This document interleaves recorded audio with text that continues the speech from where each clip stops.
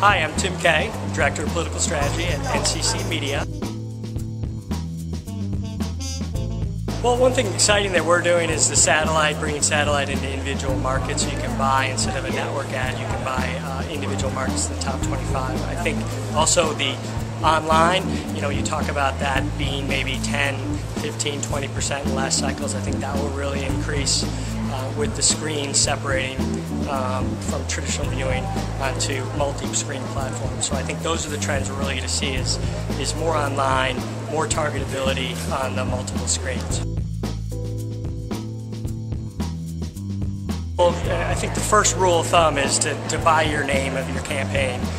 Open a Twitter account so you can send information out. Have a presence on Facebook, just so you can have a grassroots presence and activate people. I think that the future of this business is not going door to door and talking to people. It's going to be going door, talking to your neighbor, and having your neighbor sell a campaign ad or sell a campaign recommendation to that other neighbor. So it's using the community to the business for you, as opposed to having the Washington, D.C. business direct the votes. Well, sitting on the panel with the GMB, that last ad talking about the healthcare, I mean, one of his recommendations was the heart. So I think it does drag a certain. Our country's very political. We were born as a political nation, and I think dragging on the coattails, saying that there's a future for America, almost in the Ronald Reagan-esque mode, that no matter how bad it is, we have a future. And I think that tierness is almost outweighing the comedy in a sense. So I would go with the tier side.